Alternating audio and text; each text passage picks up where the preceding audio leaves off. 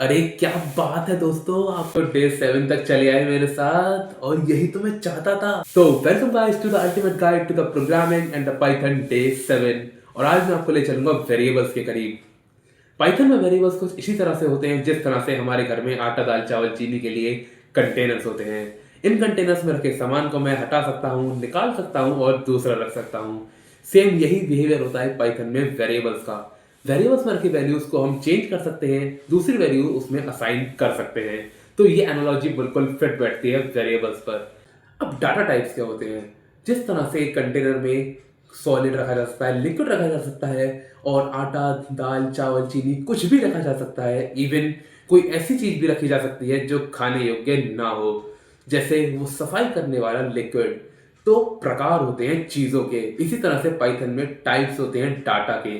Data types होते हैं। तो चलते हैं अपने कंप्यूटर स्क्रीन की तरफ, जहां थोड़ा करीब से देखेंगे इन वेरिएबल्स को और डाटा टाइप्स को और समझेंगे किस तरीके से ये काम करते हैं। So let's get started. तो आ चुका हूं मैं अपने VS कोड पर और यहाँ सबसे पहले मैं एक नई पाइथन फाइल बना लूंगा विद द नेम day7.py। और अब जैसे ही मैं यहाँ लिखूंगा a=1 और प्रिंट a और इसको रन करूंगा तो मुझे आउटपुट देखने को मिलेगा 1। तो हाँ, मुझे पता है मैंने आपको कोई भी चीज़ यहाँ पर नहीं बताई है। तो बेसिकली मैं यहाँ पे पहले आपको आउटपुट दिखाना चाहता था इसका, कि इसका आउटपुट क्या आएगा। तो आउटपुट तो आ गया 1। अब देखो, जब मैंने यहाँ लिखा ना a=1, तो यहाँ मैंने चुपके से एक वेरिएबल को डिफाइन कर दिया और उसको एक वैल्यू भी असाइन कर दी।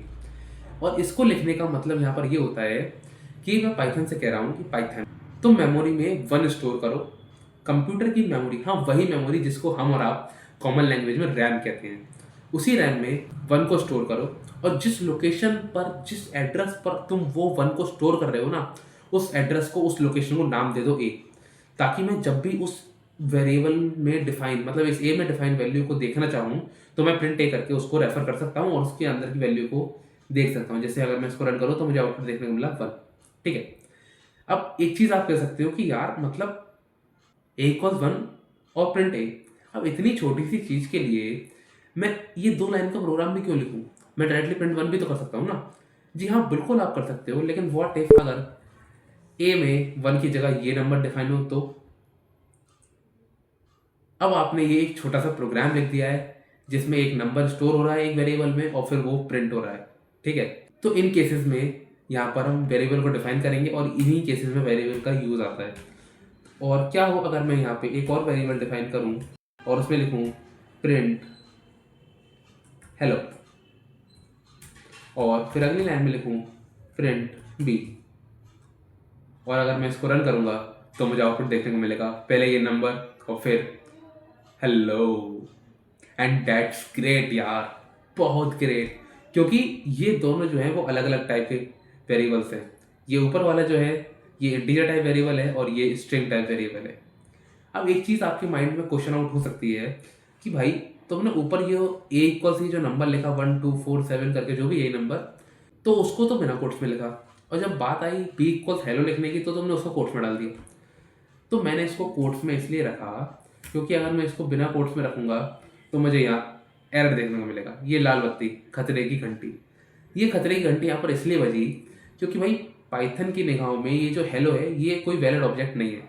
हाँ, ये वही एरर है जो हमने प्रिंट स्टेटमेंट्स वाले क्लास में देखा था, जब हम प्रिंट स्टेटमेंट से कुछ वैलिड ऑब्जेक्ट्स को प्रिंट करा रहे थे।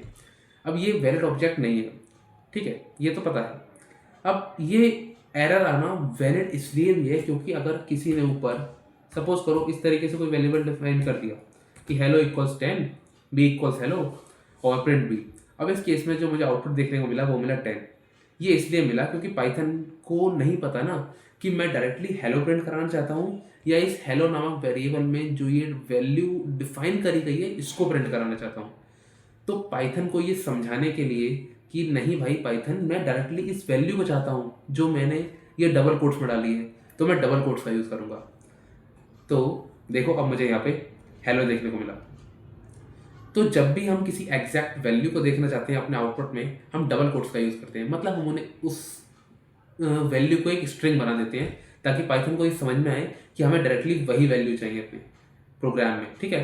तो अभी के लिए तो मैं इसको हटा देता हूँ यहाँ से और चलता हूँ अपने नोट्स की तरफ, जहाँ मैंने कुछ प्यार भरे शब्द लिखे हैं इन वेरिएबल्स के लिए। तो a variable is a container used to store data values, just as the container in our kitchen holds pulses, rice, sugar, etc. तो पाइथन में वेरिएबल्स को इसी तरह से होते हैं जिस तरह से हमारे घर में आटा, दाल, चावल, चीनी के लिए डब्बे होते हैं, ठीक है। तो इन्हीं डब्बों में फ़र्क इतना है कि वहाँ डब्बों में दाल, चावल, आटा रखा जाता है और यहाँ पर डाटा वैल्यूज़ रखी जाती हैं। अब मैंने आपकी अंडरस्टैंडिंग के लिए 4 अलग अलग टाइप के वेरिएबल्स को भी डिफाइन कर दिया है। ये a=7 जब मैं लिखता हूँ तो यहाँ इंटीजर जाता है a में, b हेलो में स्ट्रिंग जाता है, और c=2 में बूलियन स्टोर हो जाता है, और d=none में एक नन टाइप का वेरिएबल स्टोर हो जाता है। अब ये चारों जो हैं ये अलग अलग टाइप के वेरिएबल्स हैं, ये तो मैंने आपको बता दिया। अब यहाँ टाइप का क्या मतलब है, थोड़ा सा इसको समझते हैं। टाइप का ये मतलब है कि देखो, जिस तरह से मैं एक जीव हूँ, एक डॉगी भी एक जीव है, एक चींटी भी एक जीव है, लेकिन हम तीनों अलग अलग टाइप के जीव हैं। इसी तरह से पाइथन में अलग अलग टाइप की वैल्यूज होती हैं और उन्हीं अलग अलग टाइप को हम कहते हैं डाटा टाइप्स, ठीक है। तो अगर मैं इस चारों को, दो तो मैंने हैं, और अगर मैं इन दोनों को और उठाऊं यहाँ से और यहाँ पर इसको अपने प्रोग्राम में पेस्ट कर दूं, और इन दोनों के लिए प्रिंट स्टेटमेंट में लिख दूं कि प्रिंट सी, एंड अगली लाइन में प्रिंट टी, तो मुझे यहाँ ये चारों प्रिंट होते हुए दिखाई देंगे। पहले ये नंबर, दूसरा हेलो, तीसरा ट्रू और चौथा none. And that's super great यार, क्योंकि जैसे कि मैं आपको बता चुका हूँ ये चारों अलग अलग टाइप से वेरिएबल्स हैं और ये चारों ही हमें प्रिंट होते हुए दिखाई दे रहे हैं, ठीक है। अभी जो बार बार मैं कह रहा हूँ ना, टाइप ऑफ वेरिएबल, क्या ऐसी कोई चीज अक्सर असल में एग्जिस्ट करती भी है? तो चेक करने के लिए हम इसका यूज कर सकते हैं। प्रिंट में हम लिखेंगे the type of A is, और कॉमा लगा के मैं लिखूंगा टाइप, ब्रैकेट्स में डाला टाइप ए, और अगर मैं इसको रन करूं तो मुझे देखो ये देखने को मिल गया कि जो ए है वो इंटीजर क्लास का वेरिएबल है। और अगर मैं थोड़ा सा नीचे आऊँ अपने नोट्स में तो यहाँ मैंने लिखा हुआ भी है इंटीजर टाइप, और इंटीजर में ये सिंपल नंबर्स फॉर्मेट में आता है, ठीक है। तो ये इंटीजर टाइप का वेरिएबल है। और अगर एक आध प्रिंट स्टेटमेंट में इसमें और जोड़ दूँ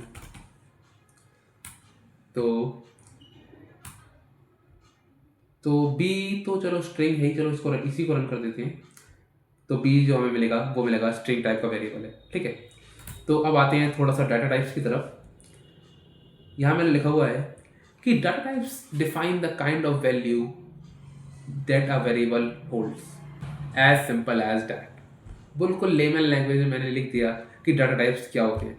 डाटा टाइप्स बेसिकली ये चीज़ डिफाइन करते हैं कि एक वेरिएबल किस तरह की वैल्यू को होल्ड करेगा।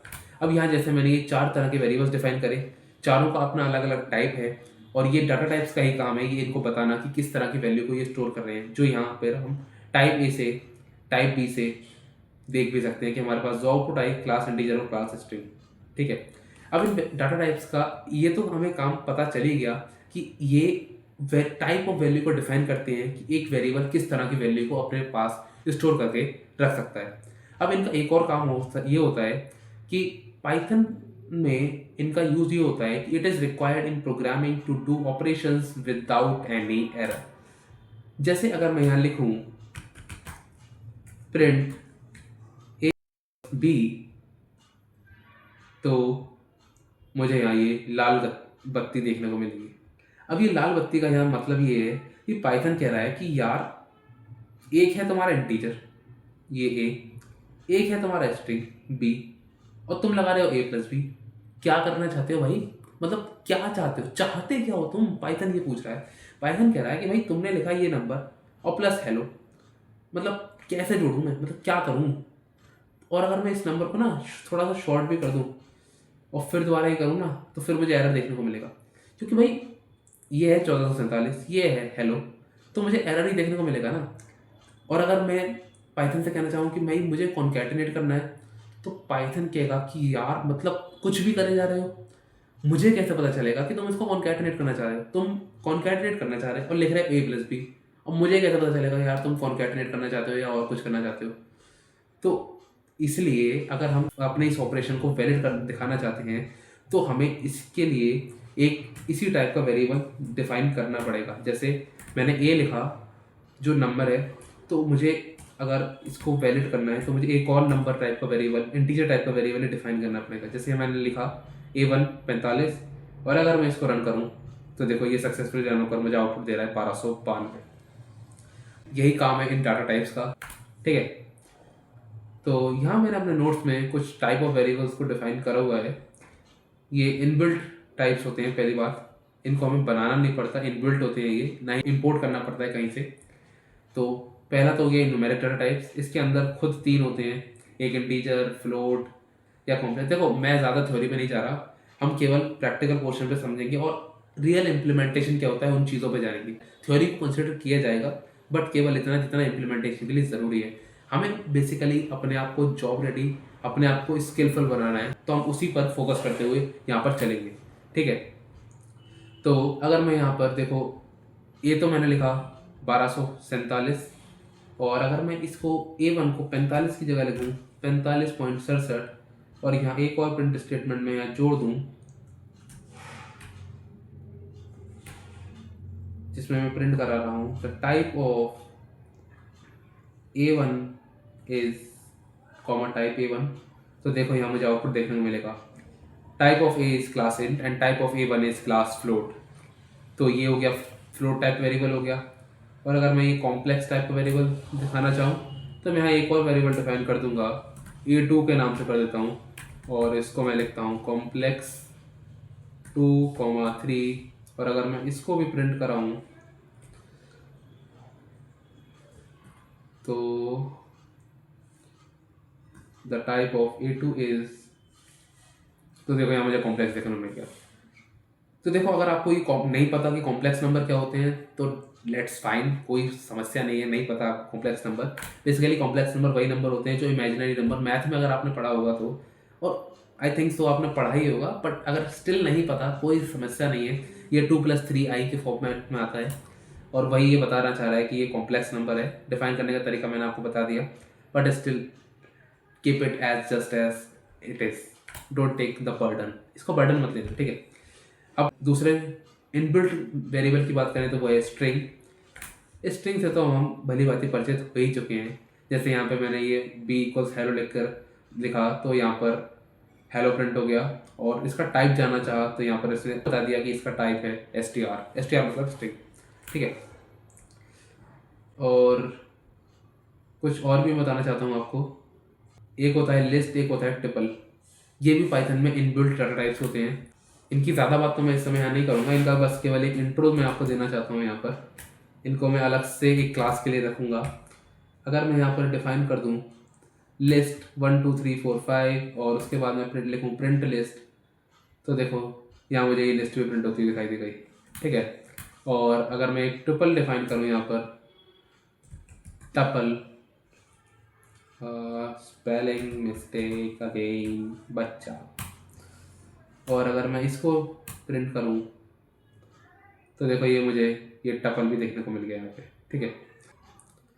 देखो ये दोनों ही लिस्ट और टपल दोनों ही एक सेट ऑफ वैल्यूज़ को स्टोर करने के लिए काम में आते हैं, लेकिन इन दोनों में फ़र्क बस इतना होता है कि जो ये लिस्ट होती है ये म्यूटेबल होती है, मतलब म्यूटेबल मतलब मॉडिफाइड। देखो आप इसको इससे लिंक करके समझ सकते हो कि म्यूटेबल मतलब मॉडिफाइड और इम्यूटेबल मतलब अनमॉडिफाइड। मैं यहाँ लिख भी देता हूँ अनमॉडिफाइड। अंग्रेजी में मत जाना, इतनी अच्छी नहीं है मेरी अंग्रेजी, बट स्टिल आया काम लायक है मेरे। ये है बूलियन टाइप वेरिएबल। देखो बूलियन टाइप वेरिएबल का क्या मतलब होता है, बूलियन टाइप वेरिएबल का मतलब ये है कि अगर मुझे आपसे केवल एक सिंगल वर्ड आंसर चाहिए कि जैसे कैन यू ड्राइव, तो आप मुझे ये ना बताकर यस आई कैन ड्राइव, इतना लंबा सा ना बताकर आप मुझे बेसिकली ये बता सकते हो कि यस और नो में आउटपुट दे सकते हो। यस मतलब ट्रू, नो मतलब फॉल्स। तो इन्हीं कुछ सिचुएशंस में बूलियन टाइप वेरिएबल्स का यूज़ होता है, और ट्रू और फॉल्स ये दो ही इसके आउटपुट रहते हैं, या तो ट्रू या फॉल्स। जो मैंने यहाँ पर लिख के दिखाया था ना कि ये वाला कहाँ गया, ये रहा सी इक्वल्स ट्रू, तो ये एक बूलियन टाइप वेरिएबल है। और अगर मैं इसका टाइप यहाँ प्रिंट भी कराऊँ ना, प्रिंट सी, तो मुझे इसका आउटपुट देखने को मिलेगा the type of c is class bool. तो आज के सेशन को ज़्यादा लंबा ना करते हुए मैं इसको यहीं पर समाप्त करता हूँ और उम्मीद करता हूँ आपको वेरिएबल्स और डाटा टाइप्स समझ में आएंगी क्या होते हैं और मज़ा भी बहुत आया होगा। और अभी तक अगर आपने प्लेलिस्ट को बुकमार्क करके सेव नहीं करा है तो यहाँ पर क्लिक करके उसको बुकमार्क कर लो जैसे मैंने कर रखा है और सेव कर लो गाइस, क्योंकि यहीं पर सारी वीडियोस आने वाली हैं और मैं नहीं चाहता था कि आपसे कोई भी वीडियो यहाँ पर मिस हो। तो thank you guys for watching this video and I will see you next time.